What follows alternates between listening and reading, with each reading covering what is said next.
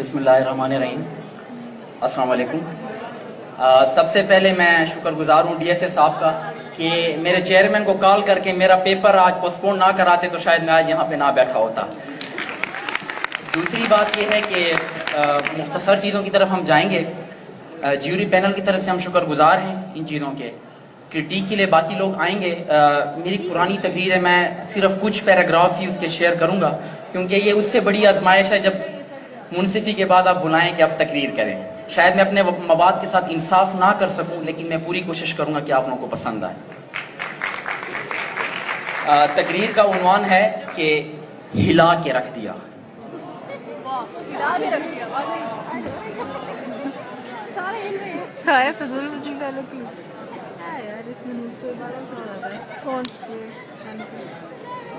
कल रात डेंगी ने मुझे काटा, ये उसका जुनून था।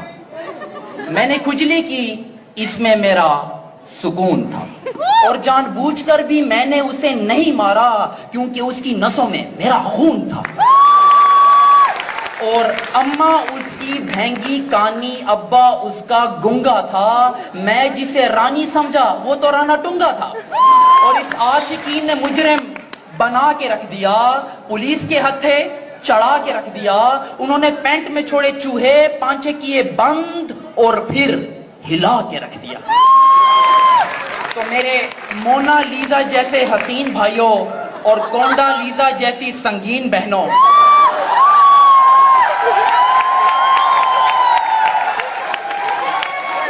मेरी आज की तकरीर परवीन के नाम। जनाबे सदर, परवीन मेरे सौतेले चचा के सगे भाई की पहली बीवी के तीसरे शोहर की 13वीं बच्ची थी, इसलिए आज तक समझ नहीं आया किस तरह बच्ची। तो जरा गौर फरमाइए, ये उन दिनों की बात है जब हम थे उन पर नजरें जमाए, दांतों में उंगली दबाए, आंखों पे चश्मा सजाए, और वो जो BZU में आए तो हाय हाय हाय। मैंने उनको देखा, उन्होंने दूसरी तरफ देखा। मैं जो मुस्कुराया, उन्होंने मुंह बनाया। लेकिन जब वो खिलखिलाया तो टिक टिक का पान मसाला हम दोनों ने खाया, बड़ा मजा आया। फिर उसके हुस्ने मारा गोला, होने वाला था कोई रोला। लड़की थी या गोर में कोला, हाय मेरे मौला हाय मेरे मौला। जुल्फे उसकी गिली गिली, साड़ी उसकी नीली पीली, चाल थी उसकी ढीली ढीली। मेरे ख्याल में उसके पास पेचकस नहीं था, और पेचकस ढूंढते ढूंढते मुझे देखकर उसने छनकाई प्यार की वंग माहिया। लट्ठे दी चादर उते सलेटी रंग माहिया। बस यही अदा मेरे दिल में कुछ इस तरह से बस गई जिस तरह छोटे से रक्शे में आपदा परवीन फंस गई। फिर इतवार की रात हुई, हमारी पहली मुलाकात हुई। दोनों एक दूसरे के इतना करीब आते हैं जिस तरह आटे को देखकर गरीब आते हैं। वो आगे बढ़ी, मैंने आयतुल कुर्सी पढ़ी। जनाबे सदर, उसकी बहती नाक देखकर मुझे यूं लगा जैसे पिघली हुई कुल्फी हो। और उसकी सुर्ख आंखों में डूबकर मैं हो गया बेगाना। वो तो बाद में पता चला पगली चर्स पीती थी रोजाना।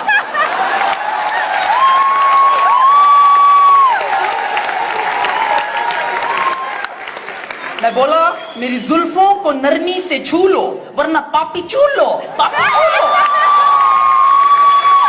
वो बोली, नीला पीला रंग न कर, पप्पू यार तंग न कर। उसे मनाने रियो बिस्किट लेके गया मैं छत के ऊपर। वो बोली, प्यार मोहब्बत से भी ऊपर, पीक फ्रिंग सुपर।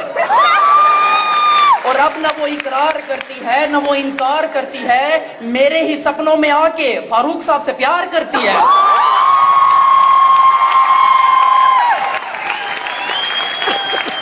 इस वाक्य के बाद मुझ पे आया हुआ कि लाहौर की लड़कियां ढोलकी बजाती हैं, फैसलाबाद की लड़कियां जुगते लगाती हैं, मुल्तान की लड़कियां आंखें दिखाती हैं, और BZU की लड़कियां पागल बनाती हैं। और खांसी की दवा वक्त पे न लो तो टीबी बन जाती है, महबूबा वक्त पे न बदलो तो बीवी बन जाती है।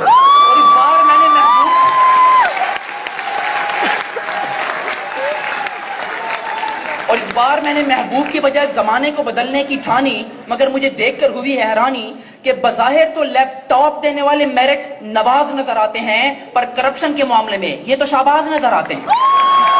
मौलाना साहब को खान साहब का जीन्स में नमाज पढ़ना नाजायज लगता है क्योंकि जीन्स खुद पहने में रुकावट उनका अपना साइज लगता है। جو لوگ ٹھیکیداروں کو بھی 10% کمیشن دینے پر منا لیتے ہیں تو حالات زندگی انہیں صدر پاکستان بنا دیتے ہیں. غیر ملکی فنڈز لے کر افواج کی حالت کو سنگین رکھنا ہے تو الف بے پے یقین رکھنا ہے. سستی روٹی اسکیم میں 22 ارب کی کرپشن کارنامہ خاص ہے. سابقہ وزیر تعلیم ایف اے کیے بغیر بی اے پاس ہے اور بچے 2 ہی اچھے یا فیملی پلاننگ کی چوائس ہے. فردوس آشے کے مطابق ہفتے میں 2 چھٹیاں آبادی بڑھنے کا باعث ہے. اوپر سے ہو جاتی ہے گیس کی بحرانی, پٹرول کی گرانی, تو سن کے اپنے ملک کی درد بھری کہانی میں بیت الخلا میں بیٹھ گیا, میں خانہ سمجھ کر لوٹے کا پانی پی گیا پیمانہ سمجھ کر. جناب صدر, اس معاشی ناانصافی کے بعد میں نے چھوڑ دیا اپنی محبت پروین کو, ترجیح دی اقبال کے شاہین کو. سب سے پہلا بسیرا کیا پہاڑوں کی چٹانوں پہ, پر فائرنگ کر کے بھگا دیا بنارس کے پٹھانوں نے. پھر زندگی کی بھیڑ میں کچھ اس طرح سے کھو گئے, پتہ ہی نہیں چلا آلو 80 روپے کلو ہو گئے. اور وسیع ہونے لگا میرا نالج تو میں نے داخلہ لے لیا فارمیسی کالج. اور یہاں پر آنے کے بعد مجھ پہ آیا ہوا اس معاشرے میں کوئی لڑکی کھانسے تو سگڑ پن, لڑکا کھانسے تو دمے کا مریض. کلاس میں لڑکا سوال پوچھے تو اوچھا, لڑکی پوچھے او اچھا. لڑکی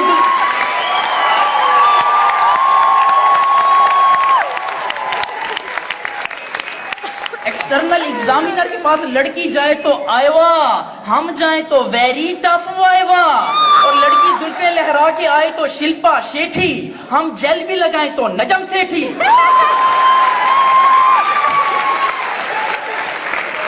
اور لڑکی کیٹ واک کرے تو حق, ہم کریں تو مردانگی بے شک. حقیقت تو یہ ہے کہ عورت کے مقابلے میں مرد ہمیشہ زیادہ خوبصورت ہوتا ہے. یقین نہیں آتا تو مرغے کو دیکھ لو, شیر کو دیکھ لو, مور کو دیکھ لو, یا پھر وسیم بلور کو دیکھ لو. جناب اس واقعے کے بعد میں گھر گیا اور ماسٹر کے مولٹی فارم پہ سو گیا. صبح اٹھا تو ایک خط میرے نام بھجوایا گیا تھا, مجھے جک مارنے بلوایا گیا تھا. وہاں بیٹھا کسی کا پیو تھا, وہ میرا انٹرویو تھا. مجھ سے پہلا سوال, آپ وسیم ہیں؟ میں نے کہا نہیں, کرشمہ کپور. مجھ سے دوسرا سوال, آپ کے بھائی کی مونچھیں ہیں, آپ کی نہیں. میں بولا وہ ابو پہ گیا, میں امی پہ گیا. مجھ سے تیسرا سوال کہ نیوز چینل دیکھ کر آپ پریشان کیوں ہوتے ہیں؟ میں نے کہا اس لیے کہ ایکسپریس نیوز والے یہ کہہ کر سب کو ڈراتے ہیں کہ جو سب چھپاتے ہیں وہ ہم دکھاتے ہیں. مجھ سے چوتھا سوال کہ شادی میں دلہن کو گھونگھٹ میں کیوں رکھتے ہیں؟ میں نے کہا اس لیے کہ کسی کے منہ سے یہ نہ نکل جائے اوئے یہ تو میری والی ہے.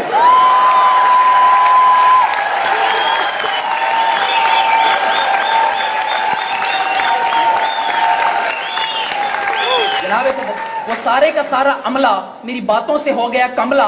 عجیب تھا ان کا ریئیکشن, میری ہو گئی ریجیکشن. اور ناکام ہونے کے بعد میں نے اپنے حق کے لیے آواز بلند کرنا چاہی تو ان کے محافظوں نے مجھے اتنا مارا جتنا ان 2 ہاتھوں سے مارا جا سکتا ہے. پھر بھی آخر 2 ہاتھوں سے کتنا مارا جا سکتا ہے. اور مار کھانے کے بعد میں نے ان کی باز کو اتنا تاڑا جتنا ان 2 آنکھوں سے تاڑا جا سکتا ہے. پھر بھی آخر 2 آنکھوں سے کتنا تاڑا جا سکتا ہے.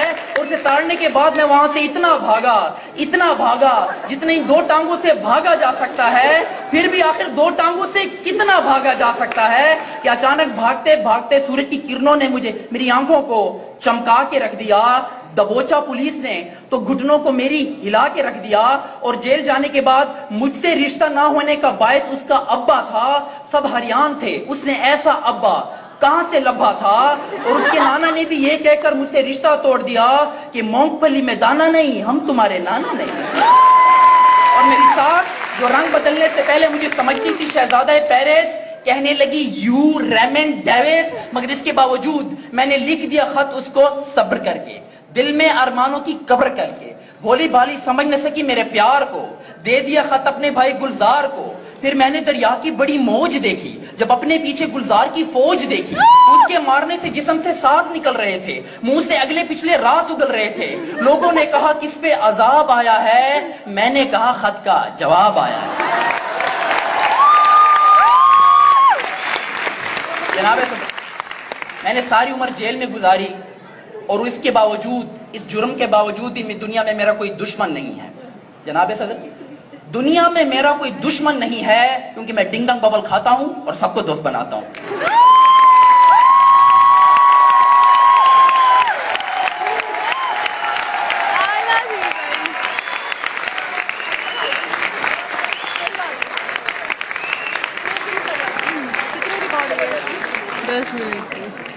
So thank you so much for honoring us with your